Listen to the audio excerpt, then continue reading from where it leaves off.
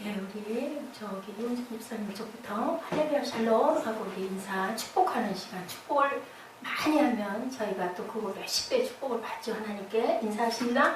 할렐루야 샬롬 샬롬 샬롬 샬롬 샬롬 샬롬 샬롬 샬롬. 하나님 사랑합니다 고백합니다. 여러분 주 안에서 축복합니다. 아까 이 거듭남의 축복, 글쎄요, 전날 토요일날이었나요? 금요일부터 이거를 찾아가지고 열심히 제가 메모를 해서 우리 꿈동이 주보에는 올라와 있어요. 근데 오늘 깜빡 그걸 같이 나누지를 못했습니다. 그런데 나중에 보니까 그 동영상이 왜 1945가 없고 16에서만 계속, 그래서 한 1시간 이상을 찾다가 어저께 몰려가지고 그냥 들었는데 다행히 그러면 같이 볼 수 있었어요.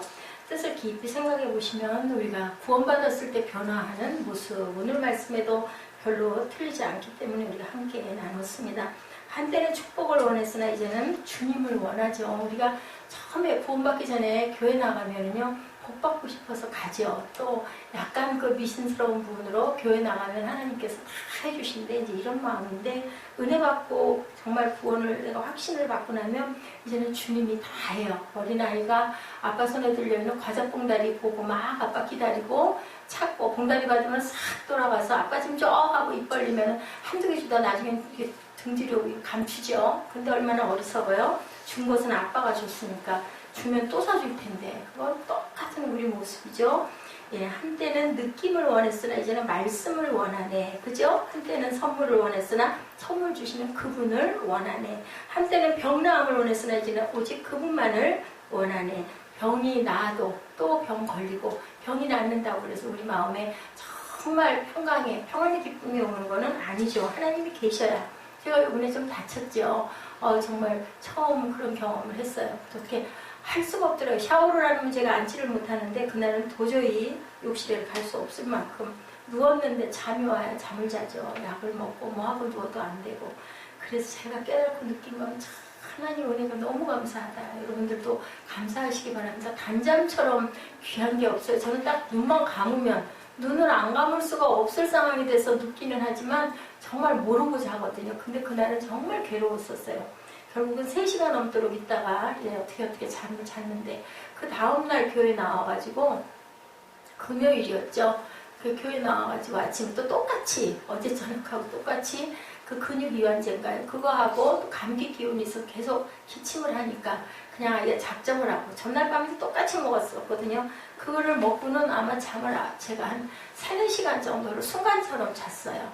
그러고 나니까 눈이 다 번쩍 뜨이고, 그리고 금요 철야를 하고 났는데요, 하나님의 만지심이 저는 정말 느껴졌습니다. 이건 여러분들에게 제가 간증을 해야 될 부분이기 때문에 간증을 드립니다. 그리고 이렇게 어제도 물론 조금 불편하고 아프지만 그래도 마음에 기쁨이 있고 주님이 나를 아시는구나 라는 그 마음이 왔을 때 우리는 어린애처럼 울게 되죠. 왜요?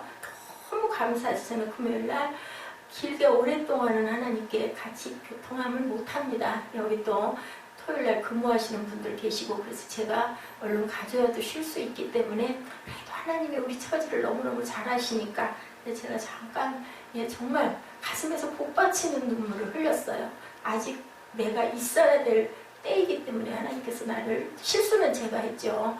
어제도 그 주변을 또 가면서 같이 웃었는데, 근데도 오늘 어제도 또 봐도 거기는 그냥 이렇게 길에 줄이 쳐진 걸로 보이지, 제게는요 거기가 이렇게 떨어지는 대로 보이지가 않아요. 딱 그렇게 생겨있는, 그 인공폭포가, 여러분들 한번 가보세요. 거기 그 계양인가요? 거기 정말 한강 주변에 인공폭포, 우리 저기 어디예요? 거기 우리 그 김포공항 편에 인공폭포가 너무너무 아름답고 많아서 사람들이 많이 거기를 오더라고요. 양쪽은 다 산이죠. 그리고 거기를 참 이명박 대통령 그 시장 시절에 제일 잘해놓은 게 한강 정화죠. 그래서 정말 아름답다라는 생각을 제가 했습니다. 다리가 불편해서 많이 걸을 수가 없어서 고생을 좀 했지만 참 좋았어요. 가보시기 바랍니다. 가까운 곳에 이렇게 명소가 있어요. 한때는 힘들게 애썼으나 이제는 온전히 신뢰한다. 우리가 애쓰죠. 지금도 애씁니다. 마음에 분심도 오고 지키지 못해서 마음을 지키지 못해서 굳은 마음이 될 때가 많죠. 원망하고 비방할 때가 많죠. 용서 못해서 입에서는 험한 말이 나갈 때가 많습니다. 한때는 반쪽 구원이었으나 이제는 완전한 구원이라네 이렇게 고백할 수 있어야겠습니다. 한때는 끊임없이 붙잡았으나 이제는 그분이 나를 붙잡아 주셔야 되겠죠. 성령께서 함께 하시면 붙잡아 주시죠. 한때는 정처 없이 포류했으나 이제는 닻을 내렸네. 당연히 내리셨죠. 여러분 다 내리셨죠. 아멘. 아멘. 내리셨습니다. 어디에? 하나님께 온전히 정착하시고 우리는 땅에 있으나 하늘에 가나 어디나 우리가 있을 곳은 하나님 품입니다.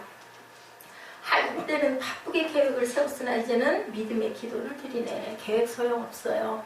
하나님께서 인도하세요. 저는 그냥 기도할 뿐이다. 해결이 안 나는 부분들이 있으면 이제는 근데 제가 타고나기를 굉장히 아니면 아니어야 하고 이면여야 되고 다음 것을 항상 준비해야 되는 그걸 타고나서 지금도 어려움이 있습니다. 그런데 이제는 그걸 자꾸 깨닫습니다. 내 힘으로 할 수 있는 건 세상에 아무것도 없다.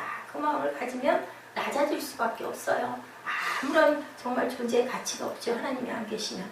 한때는 불안했으나 염려했으나 이제는 그분이 나를 돌보시네. 한때는 내가 원하는 것을 바랐으나 이제는 그분이 말씀하시는 것을 나도 같이 바라네. 한때는 끊임없이 요구했으나 이제는 끊임없이 찬양하네. 찬양하면 하나님이 이루어 주시고 응답 주시죠. 한때는 내 일을 하였으나 이제는 그분의 일을 내가 하네. 한때는 내가 그분을 이용하려 했으나 이제는 그분이 나를 사용하시죠. 이용하려고 했죠. 이것도 주세요. 저것도 주세요. 하나님이 도깨비 광맹이 인 것처럼 예수님께 항상 기도할 때 했지만 이제는 하나님이 내가 하나님을 만나고 나면 하나님은 나를 쓰십니다. 예, 크고 작기의 크기가 상관이 아니죠. 내가 힘을 갖기를 원했으니 이제는 전능하신 그분을 내가 의지하네. 한때는 나 자신을 위해 노력하였으나 이제는 그분을 위해 힘쓰네. 예, 잠언 4장 23절이죠. 모든 지킬 만한 것 중에 더욱 내 마음을 지켜라. 생명이 근원이 이에서 납니다. 우리가 아무리 나사로처럼 부활의 그 기쁨을 맞는다 할지라도 영원한 삶은 없습니다. 그렇기 때문에 구원보다 더 귀한 것은 없다라는 그러한 말씀을 여기서 증거하고 있죠. 오늘 본문 말씀 아스로 왕의 침략에 대한 부분이 여기 8장 5절부터 우리가 같이 읽은 15절까지의 내용이죠. 이 백성이 천천히 흐르는 본문 보십니다. 실로와 물을 버리고 이사야 8장 5절입니다. 야훼께서 다시 내게 말씀하여 이르시되 말씀해요. 누구에게? 이사야에게 영을 주시는 거예요. 6절에 이 백성이 천천히 흐르는 실로와 물을 버리고 르신과 르말리아의 아들을 기뻐하느니라. 르신과 르말리아는요 이 아수르에 있는 왕들의 이름입니다. 그 실로와 물이라는 것은요 모든 이스라엘 백성들이 먹을 수 있는 물의 근원이 되는 그 물인데 이 말 뜻은 뭐냐? 너희들이 아수르를 의지하는 거나예요. 북이스라엘이 아수르를 의지합니다. 하나님을 의지하지 않고 그러다 동맹을 맺어가지고 남유다를 쳐들어오는 그 상황이거든요. 그러다 보니까 하나님께서 노하시는 거예요. 민족끼리 이제 싸움이 열리는데 그것을 나를 의지하지 않고 네가 아수르의 세력을 의지하냐? 내가 너희들을 가만두지 않을 거다라는 그러한 말씀을 하는 내용이 본문의 내용입니다.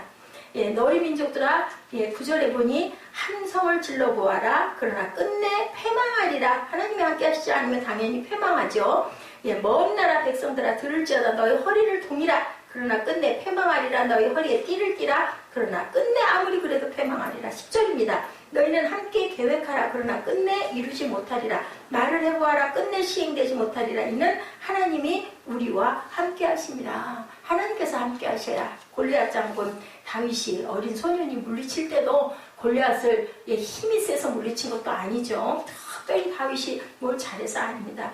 야훼 신이 나에 함께하니라. 성령께서 함께해 주신 거죠. 11절에 야훼께서 강한 손으로 내게 알려주시면 이 백성의 길로 가지 말 것을 내게 깨우쳐 이르시되 이 백성이 반역자가 있다고 말하여도 너희는 그 모든 말을 따라 반역자가 있다고 하지 말아라. 그들이 두려워하는 것을 너희는 두려워하지 말며 놀라지 말라. 왜? 내가 너희를 알고 있다. 13절입니다. 만군의 야훼 그를 너희가 거룩하다 하고 그를 너희가 두려워하며 무서워할 자로 삼으라. 거룩하게 여기고 두렵게 여기고 무서워하라 하고 하나님께서 말씀하죠. 무서워하는데 그 짓을 할 수가 없지 않겠습니까? 14절입니다. 그가 성소가 되시리라. 성전이시라는 거죠. 그러나 이스라엘의 두 집에는 걸림돌과 걸려 넘어지는 반석이 되실 것이며 예루살렘 주민에게는 함정과 올무가 되시니 많은 사람들이 그로 말미암아 걸려 넘어질 것이며 부러질 것이며 덫에 걸려 잡힐 것이니라.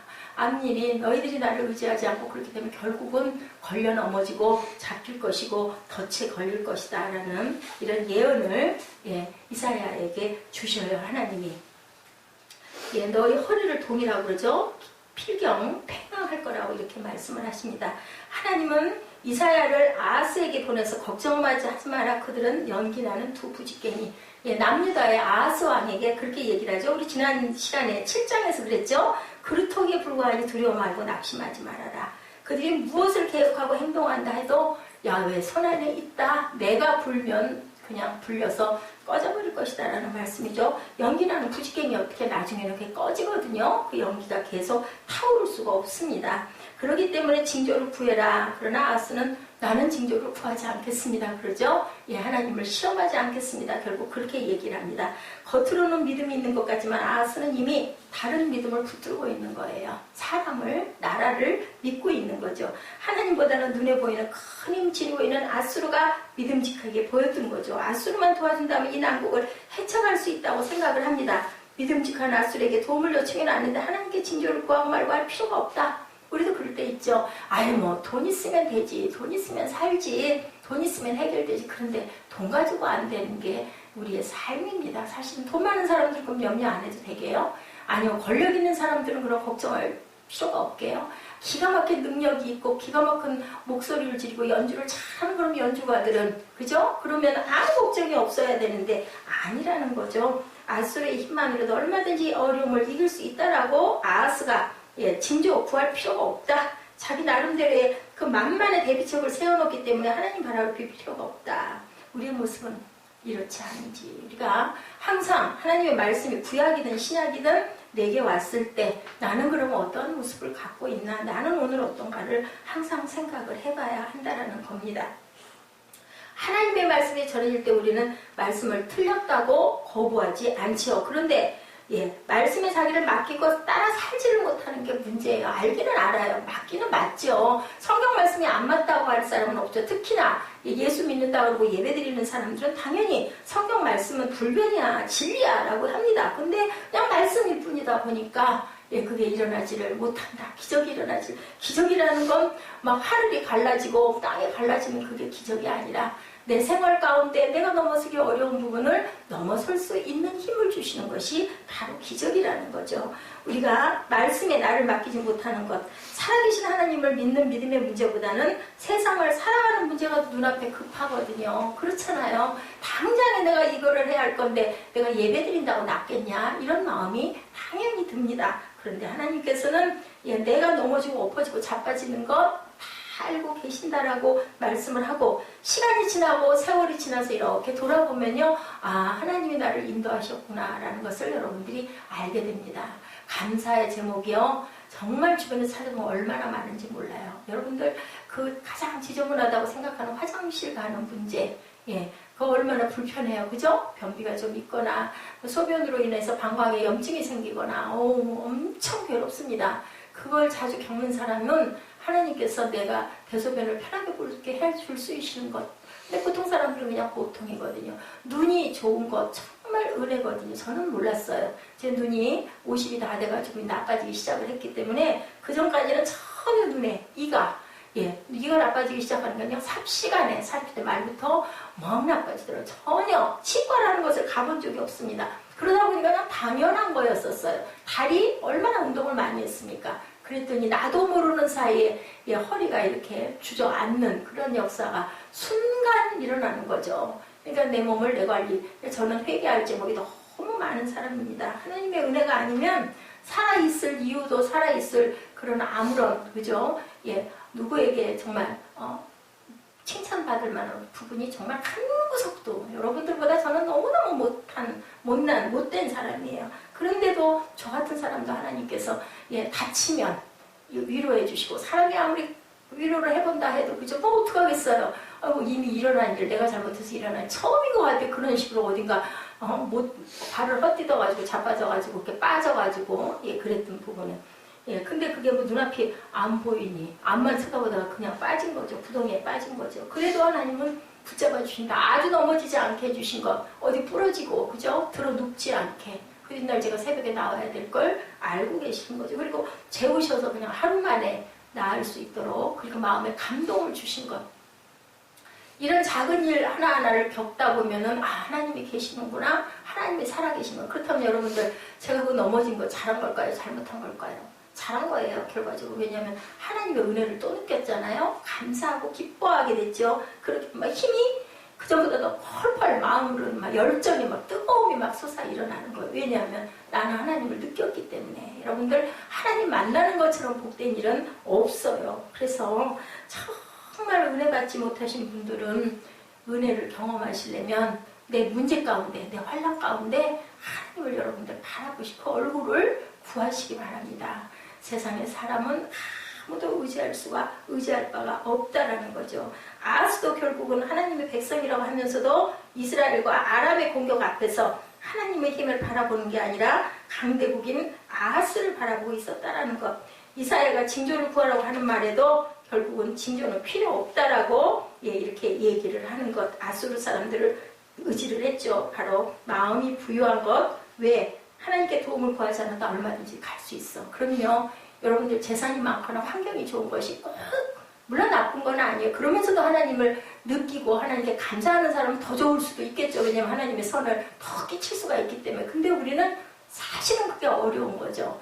내가 가진 게 많고 내가 정말 쉬운 얘기로 가려운 게 없으면 그죠? 아무 상관이 없으면 하나님 많이 찾게 되지 않습니다. 이게 우리가 세상에서 어려움을 겪어야 단단해지기도 하고 어려움을 겪어야 아이고 아버지 소리를 할 수 있는 거. 그러면 우리가 환난도 감사로 하나님께 고백할 수 있는 믿음이 생겼을 때 세상에 두려운 게 없는 거죠.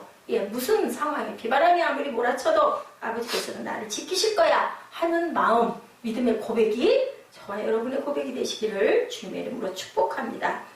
아하스 왕에게 하나님께서 하시는 방법, 아하스가 의지하는 아수르도 어떻게 됐어요? 시도하는 거죠. 여기에서 보니 8장 이야기가 1절에 보면 마할살랄 하스가스라는 말이 나오죠. 이게 외래어이기 때문에 굉장히 이름이 복잡해요. 이 말은 속히 망하도록 하겠다는 뜻이에요. 5절에서 8절 우리 함께 읽어보십니다.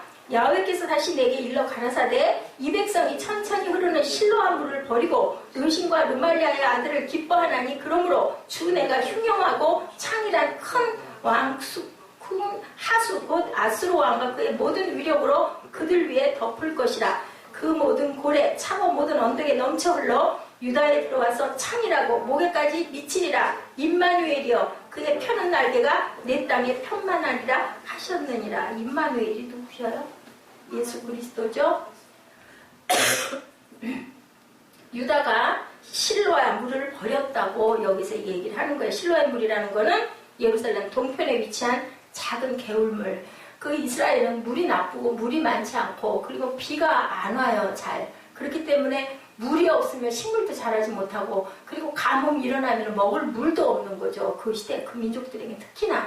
그래서 아주 물이 너무너무 필요한데 그들은 작은 개울물은 버리고 차고 넘치는 하수 아수르가 위치한 유브라데 강을 부러워했다라고 여기 이렇게 그 내용이에요. 아하스는 하나님이 함께 하시는 성전이 예루살렘이 있다는 것은 무시해버리고 단지 자기들에게 힘이 될 수 있는 큰 강을 부러워한다. 하나님 성전은 뭐 상관없어. 저 아수르, 저 사람들, 그 유브라데 강에 그 물, 그것만 있으면 우리는 살 수 있어. 근데 그 물 먹고 평생 사나요? 죽을 날이 있는 거죠. 그렇기 때문에 우리는 영생의 생수를 그리워해야 되는데 당장에 지금 우리가 죽겠으니까 이것을 구한다라는 거죠. 아하스의 모습이라면 우리의 모습들은 과연 어떤가인 거죠. 우리도 그렇지는 않나. 만몬 신앙이라는 게 바로 그거거든요. 잘 먹고 잘 살자. 아이고 여기서 잘 먹고 잘 살고 거들먹거리면 그 다음에 죽을 때야까지 것 그때 어떻게 될지 우리가 알게 뭐야. 그렇다면 이것은 부활신앙이 없는 거고 그렇다면 예수 믿을 이유가 없습니다. 이 자리에 오셔가지고 여러분들 힘들게 앉아 계실 일이 없죠. 근데 거기에는 생명이 없다라는 것. 예, 우리 아까 새벽 예배에서도 얘기를 했지만요. 생명이 있는 것은 뭐가 자라나요? 예, 싹이 터요. 그죠? 씨앗이 거기에 어디 좋은 땅에 떨어지면 돌밭도 아까 뭐라 그랬어요? 돌밭도 은혜를 받은 사람이라고. 떨어져서 기뻐한다고 그랬죠? 그런데 곧 소멸돼 버린다고 그랬습니다. 그런데 좋은 땅에 떨어진 씨앗은 30배, 60배, 100배로 열매가 맺히고 겨자씨가 가장 조그만 씨죠. 옛날에 그 순복음교회에서 그 겨자씨들을 그렇게 해서 나눠줬었어요. 그 어디 핸드폰 그 고리 거기에 저도 그걸 받았었는데 진짜 작아요. 근데 우리나라에 이렇게 조그만 씨 있어요. 채송화씨가 조그맣거든요. 비슷하게 생겼더라고요. 근데 그거는 가장 큰 나무가 정말 그 그늘에 다들 그냥 쉴 수 있는 그늘을 만들어주는 그런 나무가 된다라는 거. 어디에 떨어지면? 좋은 밭에 떨어지면. 우리는 이렇게 생명 없는 것을 부러워해야 되는데 그거 상관없는 거예요. 내가 우선 이 문제 해결되면, 내가 이거 잘 되면 그냥 나는 그걸로 감사. 그럼 감사가 그런 영혼은 감사해야 되는데 우리는 문제를 계속 만난다는 거죠. 망해버릴 세상을 부러워하고 멸망에 빠질 사람들을 부러워한다는 것은 하나님을 멸시하고 하찮게 여긴다. 이 본문의 말씀이 바로 그거예요. 하나님은 아하스가 그토록 부러워하는 아수르를 불러다가 유다를 치도록 하십니다. 아수르를 불러서 남유다를 치라고 아하스 왕 때문에 악하게 부니까 하나님이 일부러 내가 택한 백성들인데 그리고 포로로 70년을 끌려가서 고통당하게 하죠. 근데 어떻게 하세요? 결국은 지금도 이스라엘은 건재합니다.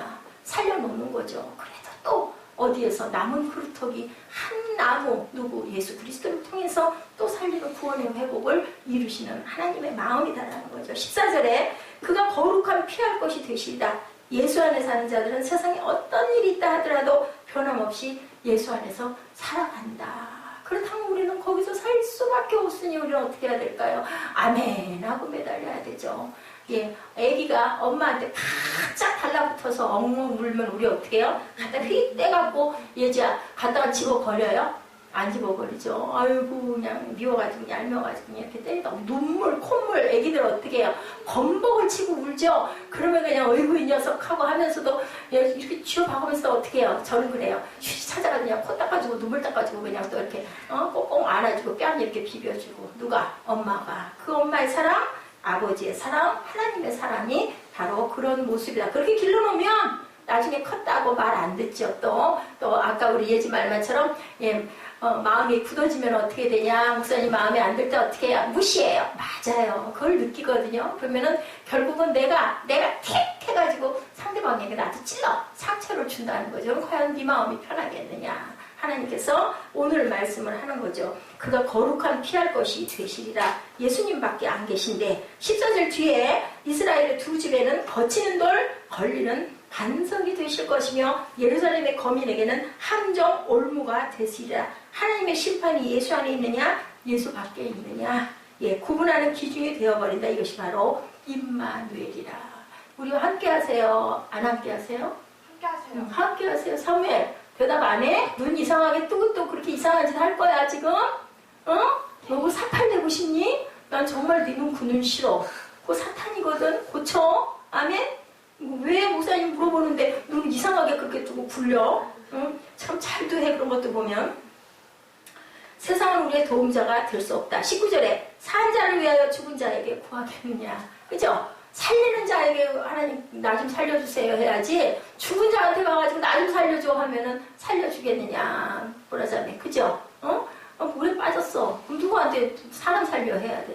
지나가는 사람한테 해야지. 죽은 사람한테 나 좀 살려주세요 한다고 안 되죠. 하나님께 해야 된다. 예수는 사셨기 때문에 살아계신 하나님께 여러분들을 매달리셔야 된다.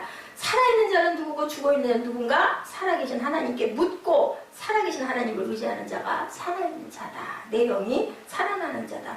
아무리 하나님을 전능하시다고 고백하고 살아계시다고 말한다 하더라도 죽어있는 세상을 의지하고 멸망받은 세상의 힘으로 살고자 한다면 결국은 죽은 자라고밖에 할 수가 없다. 그래서 마른 뼈가 일어난다라는 얘기가 있죠. 에스겔 골짜기에서 마른 뼈가 막 살이 입혀지고 힙줄이 돋고 두두두두둑 일어난다. 어떤 목사님 설교가 참 잊히지 않아요. 가면 그 생각이 순간순간 나요. 다 살아있는데 수백 명, 수천 명이 모여 앉아있는데 그 목사님이 이렇게 보면은 죽었다는 거죠. 죽었다는 거. 다들 죽어. 흐느적. 몸을 와서 앉아있는 다 영이 죽어가지고 마음을 막 애통해하고 설교를 하다 보면 하나씩 반짝반짝 살아난대요. 그래서 나중에는 눈물을 흘리고 살아나는 사람들이 돼가지고 살아 일어나는 모습을 보면 목사님이 너무 마음에 기쁨이 온다. 성도들 졸고 앉았고 자고 앉았고 또 딴 생각하고 앉았고 휴대폰 보고 앉았고 뭐 다 보이거든요. 위에서 보면 안타까운데 다 죽었구나 싶어가지고 너무나 마음이 통탄하다는 얘기를 하시면서 나갈 때는 살아서 버적버적 걸어나간다라는 얘기를 하시는 거예요. 그렇기 때문에 그분은 정말 마음에 기쁨이 있다. 아무리 하나님을 전능하시다고 고백하고 살아계시다고 말한다 하더라도 죽어있는 세상을 의지하면 결국은 죽을 수밖에 없다. 하나님을 살아계신다고 여기지 않는 것이다라는 거죠. 말씀에도 멀어지죠. 주일에만 잠깐 교회 나오고 그저 크리스찬 썬데이 크리스찬이라고 얘기를 합니다. 그냥 그때 외에는 내 마음밭에 하나님이 안 계시면 안 된다. 말씀이 곧 우리 힘이 되어야 되고 떡을 힘으로 삼는 자들은 죽어있는 자들이라는 말씀입니다. 예, 어려워도 힘든 일이 있어도 변함없는 그리스도 안에서 살아가는 모습이 우리의 모습이 되어야 된다. 어느 날이요, 한 고등학교 수학선생님이 인생의 회의가 생겼대요. 도대체 이렇게 살아서 내가 매일매일 학교 나가서 수학이나 똑같은 거 가르치고 방정식이나 가르치다 결국 나는 뭐가 될 건가, 나이는 먹어가는데, 예, 그랬답니다. 그래서 머리 깎고 탁발하고 절에나 들어가야 되겠다. 예, 이 고등학교 남자 선생님이 이렇게 생각을 했다고 그래. 근데 그 절에 들어가 보니까 그거 안도 뭐가 있더라? 썩은 새 지체들이 많더라는 거예요. 그죠? 어디나 있잖아요. 그런 곳에 가면. 그러니까 그렇지 않은데 날 좀 보내주세요 했더니 어떤 훌륭하신 목사님이 어디로 데리고 갔다고요? 공동묘지로 데리고 갔대요. 당신이 있을 곳이 여기니까 내리시오 했다고 그래요. 세상에는 어디나 그런 곳이, 그런 온전치 않은 데가 다 있다라는 그런 교훈이죠. 그래서 결국은 너무 썩어서 안 되겠다. 내가 깨끗한 불교 대학을 내가 세울 거야. 그래서 내가 여기 학장이 될 거야. 이거 진짜 땅을 매입을 했다고 그래. 근데 그만 짓는 과정에 무슨 일이 일어났을까요? 사기를 당했어. 사기를 당해서 결국은 어떻게 해요? 그 사기꾼에 속아가지고 감옥에 들어가게 됐다. 감옥에 들어가가지고 간수한테 목탁과 불경을 좀 넣어주시오라고 얘기를 했더니 간수가 뭘 줬을까요? 목탁과 불경이 아니라 성경책 한 권을 씩 뒤밀었대요. 그러니까 기가 막혀. 내가 목탁과 불경 달리니까 도대체 이건 또 뭐야? 하다가는 없으니까, 아무것도 없으니까 좋다. 기독교의 약점을 알려면 내가 성경을 좀 알아야 되겠다 하고 성경을 읽다가 어떻게 했을까 이 사람? 누가복음 7장에서 예수님이 나인성 과부의 죽은 아들 살리는 장면을 읽게 됐다고 있죠? 여러분들 알죠? 예. 그런데요, 불경에도 있대요, 이 얘기가. 그 생각이 딱 났다는 거죠. 불경을 읽었으니까. 그때 불경에 죽은 아들을 안고 부처님에게 살려달라고 달려오는 어떤 애 아버지의 얘기가 있다고 합니다. 그래서 부처님은 뭐라고 말씀하셨냐면요, 제가 언젠가 한번 이런 예화 했던 것 같아요. 아랫마을에 가서 죽음을 맛보지 않은 집을 찾아가서 물 한 사발을 달라고 그래서 죽은 아들에게 먹이면 아들이 살아날 거다라고 얘기를 해서 마을로 내려갔어요, 애 아버지가. 그래서 집집마다 죽은 사람이 하나도 없었나를 찾으러 돌아다니 있었을까요? 없었을까요? 없어요. 없으니까 부처님이 뭐라고 그러셨어요? 세상은 다 그런 거야. 사람은 한 번은 죽어. 비교가 돼야 안 돼요. 성경 말씀, 나인성의 과부 아들 살린 사건하고 비교가 돼야 안 돼요. 안 돼요? 비교가 돼야 안 돼. 비교가 되잖아요. 예수님은 어떻게 했어요? 죽은 자를 살렸잖아요. 근데 부처님은 다 죽어. 했던 거죠. 이분이 뭐가 됐을까? 목사님이 됐어요. 그래서 지금도 말씀을 열심히 전하고 있대요. 영향력이 끼쳐지는 쪽에 이런 얘기가 있어요. 자, 우리 사무엘이 좋아할 것 같아서 얘기를 했는데 그 예수님을 영접하고 목사님이 돼서 불자들에게 예수님을 전하고 있대요. 지금 이분은 실제 있는 일입니다. 주님이 찾아오시는 마음이 이렇게 찾아오시는 거예요. 첫째로는 하나님의 은혜를 감사하는 마음을 가져야 되겠다. 이사야가 한 아기의 탄생을 예언하는 당시에 국제 정세는 유다 백성이 아주 위급했다. 긴급성을 알리기 위해서 오늘 보면 3절에 이사야는 자기 아들 이름을 마할살랄 하스바, 신속하고 급히 약탈이 이루어진다라는 뜻으로 자기 아들 이름을 지었어요. 4절에 보니 아수르에 약탈된다는 예언이 담겨 있는 거죠. 5절부터 6절 이하에 이사야에 보니까 그 앗수르의 위험이 유다에게도 미칠 것이라고 예언하고 있죠. 6절에 보세요. 시작. 이 백성이 천천히 흐르는 실로아물을 버리고 르신과 르말랴의 아들을 기뻐하나니 실로아물을 버렸다고 그래요. 그게 이스라엘의 젖줄인데 그런데 그걸 버리고 누구? 적군의 물을 흠모했다라는 거죠. 예루살렘의 생명수를 공급해주는 젖줄인데 그건 나는 상관없어. 천천히 흐르는 실로아물, 하나님의 잔잔한 은혜와 잔잔한 말씀을 상징하는데 당시 유다 백성들은 실로아물을 주신 하나님의 은혜에 감사를 잃어버리고 아람 왕 르신과 북이스라엘 왕인 르말랴의 아들의 힘과 화려한 모습을 부러워했다. 감사가 없는 태도 때문에 결국 하나님이 진노하셨다라는 뜻을 여기에 담고 있습니다. 이 세상에서 제일 저주스러운 마음 뭐라고요? 감사가 없는 마음. 제가 오프라 윈프리인가요? 그 여성 얘기를 제가 새벽 예배 때 말씀드린 적이 있어요. 예, 아주 험난한 세월을 살았는데 체중이 40kg를 안 나가고 마약 중독으로 죽을 뻔하고 자살을 기도하고 집안에 있는 근친에게 아주 뭐라 그러죠? 성폭행을 당하고 아주 정말 버려진 인생을 살던 그 여인이 하나님의 감사를 깨닫고부터는 계속 감사의 일기를 썼대요. 지금은 엄청난 스타가 돼 있죠. 엄청난 재산가고 스타가 돼 있는 지금도 끊임없이 감사의 일기를 쓰고 있다고 합니다. 근데 그 감사의 일기가 대단한 감사를 하는 건데 일상 안에서 내가 감사할 거리를 계속 찾으면서 감사를 한다. 사람들은 저주받는 것은 무서워하는데 어떤 저주도 우리는 무서워할 필요가 없다. 왜냐하면 감사하는 삶을 살고 있으면 그 저주가 나에게 임하지 않는다. 내가 나쁜 일을 당해도 그래도 내가 이렇게 알 수 있는 것 감사합니다. 그리고 그 부분의 억울함은 누구에게? 하나님께 우리가 아뢰면 되죠. 하나님이 가장 기뻐하시는 마음은 감사하는 마음, 기도할 때 또한 감사, 기도에 능력 있는 기도를 감사, 응답받는 기도로 만드는 데는 약복강의 야복처럼 매달려서 누구를 만나야 돼요? 하나님을 만나서 하나님이 뭐라고 이름을 지어주셨어요? 네가 하나님을 이겼다 이스라엘이라고 이름을 지어주시고 가시고 나서부터 우리 그 야곱의 인생이 바뀌는 것을 우리가 알죠. 인간관계에서도 감사가 없는 사람에게는 뭐 주고 싶지 않잖아요. 뭐 좀 이렇게 해줬는데 별로 뭐 그냥 그래요. 그럼 참 마음이 좀 썰렁하죠. 쓸쓸하죠. 그럼 그 다음에 그 사람 또 주고 싶어요? 안 주고 싶어요? 사면 그지? 그런 마음. 그러니까 우리는 늘 근데 우리 그 이정현 자매가 참 감사합니다 소리 잘해요. 뭐 빈말이든 말든 어떻든 말든 그죠? 뭐 조그만 거 하나도 얘기하면 감사합니다. 아주 그건 잘 돼 있는 칭찬해야 될 부분이에요. 그 말 들으면 기분이 좋아요. 근데 내 딴에는 실컷 신경 써서 해주는데 아무 말도 안 해. 말을 들으려고 한 건 아니지만 그러면 조금 좀 뭐야 남의 애써서 힘써서 해줬는데 모르겠어요. 저는 그런 마음이 들더라고요. 그래서 저도 그걸 잘 못해요. 그냥 가족이면 당연히 뭐 다 그렇지 뭐. 근데 그러면 안 되는 거죠. 그거는 우리가 실천을 해야 됩니다. 감사가 없으면 여러분 기도응답이 주어지고 축복이 주어질 것 같아도 불행을 예고하는 선곡이 될 수도 있다. 어떤 사람은 어떤 권사님이었다고 그래요. 땅을 열심히 팔아달라고 기도를 했다고 합니다. 그것이 땅이 팔리면 뭐예요? 그게 응답이잖아요. 그 도제목을 올려놓고 열심히 기도를 하다가 결국은 그 땅이 팔렸어요. 남편이 어디 아주 유명한 대학 약대를 나왔는데 그 제약회사에 나가다가 이제 나이가 들다 보니까 너무 힘이 든 거야. 직장 생활을 오래 하다 보면 힘들잖아요. 그래서 내가 약국을 내가 직접 할 거다. 그러고는 이제 그 퇴직금을 받아가지고 그걸로 약국을 차려서 됐을까요? 안 됐을까요? 잘 안 됐어요. 망했어요. 그러다 보니까 이제 이 권사님이 가지고 있는 땅도 이제 재산이 있었던 거죠. 그거를 팔아가지고 내가 이걸 또 약국을 다시 해야 되니까 이걸 팔아야 돼. 팔렸어요. 엄청난 가격에 그때 IMF가 와가지고 아주 반값으로 팔렸다.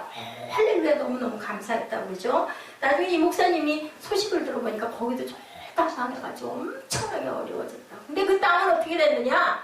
배로, 4배로 뛰었대요. 4배로. 그 IMF 지나가고 나서 당연히 회복이 됐겠죠. 이렇기 때문에 이것이 과연 하나님이 나를 잘되게 해주시는 건지 아닌지 때로는 응답이 안 되는 것도 응답일 수가 있다는 거죠. 그래서 우리가 기도를 한다는 것은요. 어떻게 기도해요? 내 뜻을 하나님께 아뢰기는 하되 하늘의 뜻이 땅에서 이루어지게 하나님 깨닫게 해주시옵소서. 이게 맞습니까? 라고 우리가 기도를 해야 된다는 것. 나는 기복주의가 아니고 감사하는 사람이라고 생각하시면 큰 믿음을 가지고 크게 구하는 사람들 반드시 하나님께서 축복해 주신다. 내 유익이 아니라 하나님의 나라를 위해서, 의를 위해서 기도하시고, 내가 어떤 제목으로 하나님이 나에게 어떤 뜻을 갖고 계신가를 알기 위해서 기도하라. 이 일이 도대체 왜 일어났을까요? 이것을 기도하라는 거죠. 그러므로 주 내가 흉용하고 창이란 큰 하수 7절입니다. 아스루 왕과 그의 모든 위력으로 그들 위에 덮을 것이라. 모든 고래, 차고 모든 언덕에 넘쳐 하나님이 주신 은혜의 물을 작게 생각하고 세상의 큰 물을 좋아하다 결국은 세상 물이 뭐가 돼서 홍수가 돼서 나를 쓸어버리면 결국은 내 생명은 없는 것이 된다. 이래서 세상의 무대는 화려하게 보이지만 여러분들 잠깐 성공이라는 것, 그런 외적인 것에 이끌리면 결국은 어떻게 된다? 멸망하게 된다는 것. 나도 모르게 발이 조금 빠져 들어가다 보면 그만 그 물에 퐁당 빠지면 나올 수가 없다라는 것을 우리가 알아야 된다는 거예요. 가장 중요한 것은 언제 어디서나 어떤 상황에도 철저하게 하나님을 신뢰하는 것이 중요하다. 어떤 조치에도 아멘, 어떤 상황에도 아멘. 내가 힘든 처지에 있을지라도 아멘. 여기에서 내가 헤어나올 수 있는 힘을 주시옵소서, 능력을 주시옵소서, 내가 버틸 수 있게 해주옵소서 하고 기도하시기 바랍니다. 하나님을 신뢰하지 않고 오게 된 성공과 응답, 불행의 씨앗이 될 수 있다라는 거. 결국 어디로 가요? 복권, 로또 복권 우리 원하잖아요. 100억이 아니야 10억만 돼도. 근데 결국 그 사람들 통계를 보면 다들 불행해졌어요. 그죠? 전부 다 마약에 걸리고 할 게 없잖아요. 돈이 많으면 처음에는 그걸 필요한 거 막 사죠. 당연히 최고급으로 집도 사고 승용차도 사고. 근데 그 다음에는 뭐 할 건데? 그러고 막 좋은 거 막 사들여. 그 다음에 뭐 할 건데? 뭐 여행도 다녀. 뭐 그럴 수 있겠죠. 그 다음에 뭐 할 건데?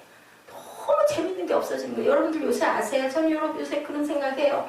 옛날에는 정말 엄마가 고무신 한 켤레를 사줘도 정말 저는 그래 가슴에다 안고 자고 못 신고 다녔어요. 너무 그 꽃 그려진 그 빨간 고무신 그냥 머리맡에 놓고 자고 껴안고 자다가 나중에는 머리맡에 놓고 자다가 신을 신기는 신어야 되니까 살짝 신었다가 밑에서 닦아가지고 저는 닦았어요. 그걸 물로 닦아가지고 또 끌어안고 자다. 그런데 그만 어느 날인가 내과에 가가지고 그 신발을 곱게 신었는데 그 위에다 올려놓고는 맨발로 내려가서 놀다가 어떻게 잘못해가지고 신발 한 짝이 떠내려갔네.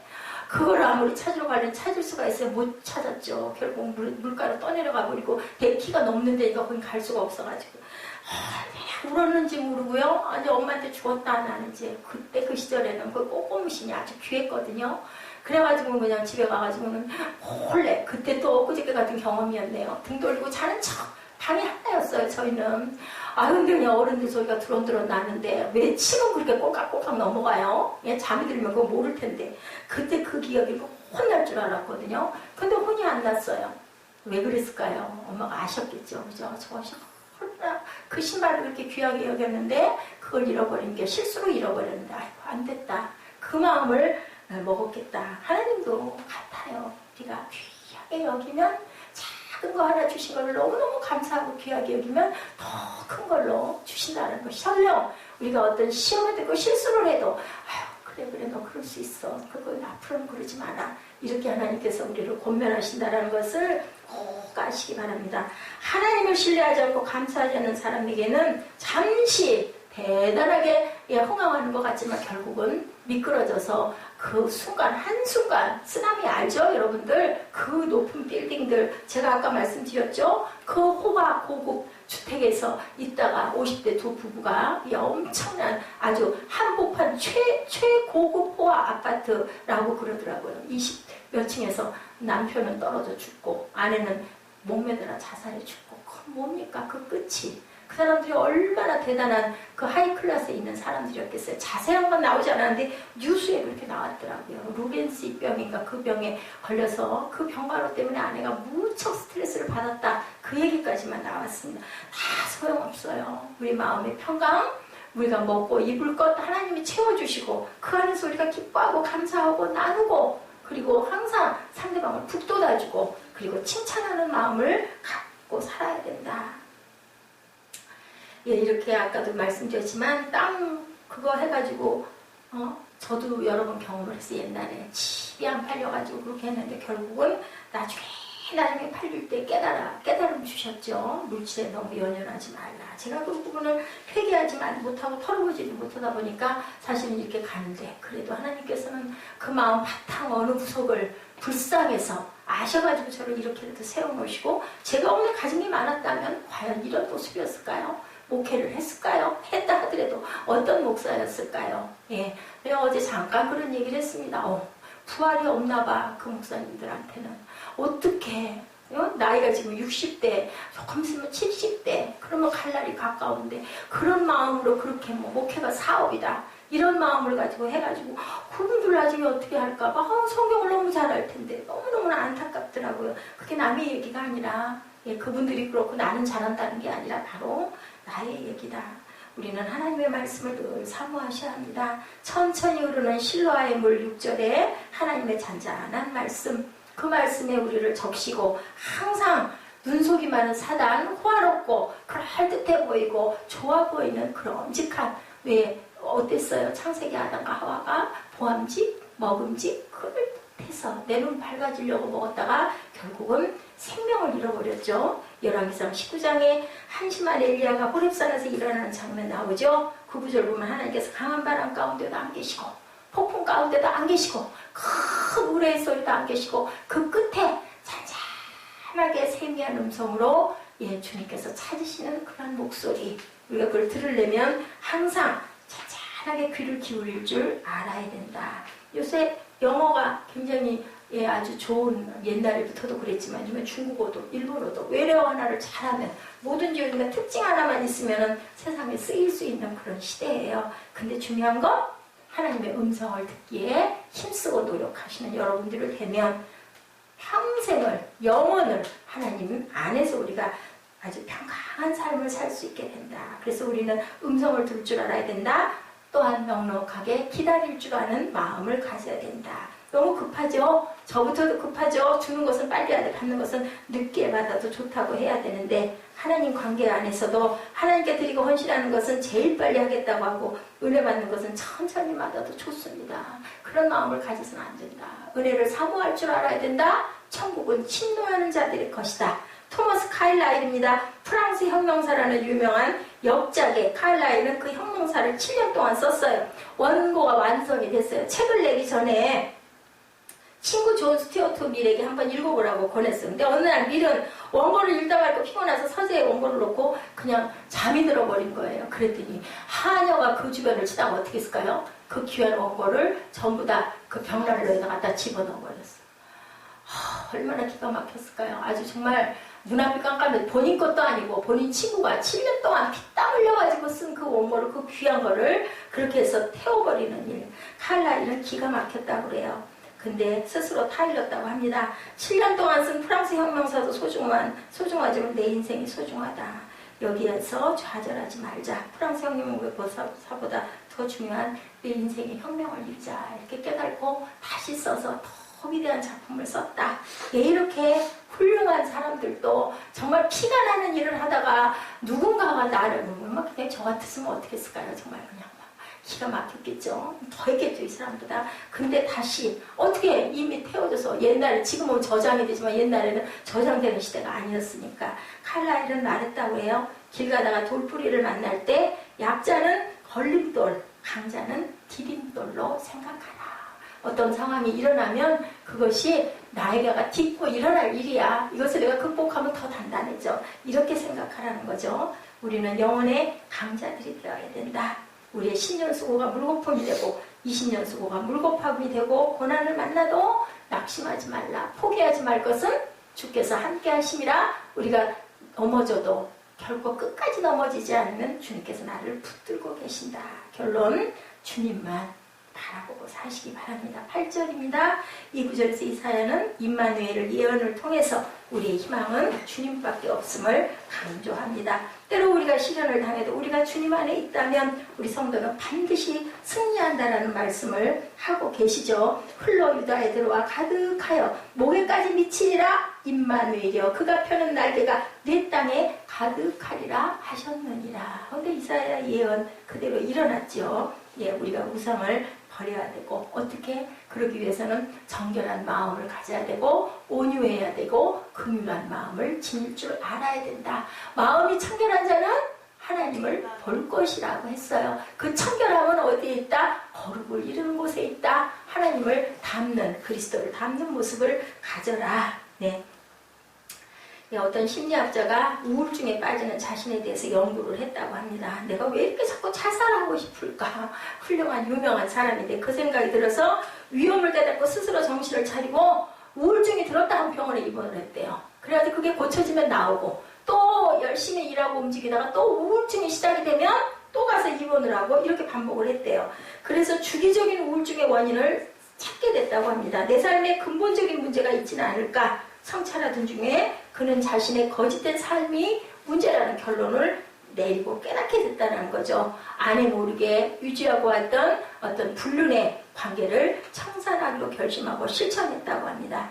그 다음부터 아내 앞에 설 때 마음에 자유가 생겼대요. 동시에 큰 평화가 오면서 이후로 우울증이 그쳤대. 중요한 것. 원인을 알아야 된다. 내가 왜 잠을 못 잘까? 내가 왜 온몸이 아플까? 이런 부분을 두고 이걸 내 보호로 생각하지 말고 근본을 이 사람처럼 열심히 찾아서 주님께서는 우리가 잘 되기를 바라시죠. 항상 기다리고 계시죠. 우리는 주님의 신부입니다. 눈을 돌리고 마음을 돌리면 영적 우울증에 시달리게 된다. 왜 내가 예배의 은혜를 못 받을까? 아니면 읽기만 해도 기쁜데 말씀을 묵상만 하고 주석만 들여다봐도 거기서 깨달아진 분들이 있으면 우리 세빈님의 우리 꿈덩이들 너무너무 좋아하잖아요. 아우 알겠어요. 그냥 짚어주면서 뭐 제가 뭐 잘하나요? 그냥 같이 저도 은혜를 받는 거죠. 사단이 찾아와서 같이 놀자고 할 때, 뭐 할 때, 요거 사단이구나, 발길로 걷어찰 줄 아는 눈을 가지시고, 마음을 가지시고, 귀를 가지시기 바랍니다. 우리의 잘못된 것 청산하려고 결심하고 실천하면 그때부터는 주님께서 나를 찾아와서 내 손 잡아주시고, 나를 어디로 이끌어 주세요? 구덩이가 아닌 빛으로 인도해 주신다는 것. 항상 구하고 찾고, 그리고 주신 것은 받은 줄로 믿는 그런 마음가짐 되시기를 주님의 이름으로 축복합니다. 우리 결단하시고 찬양하는 시간이 갖도록 합니다.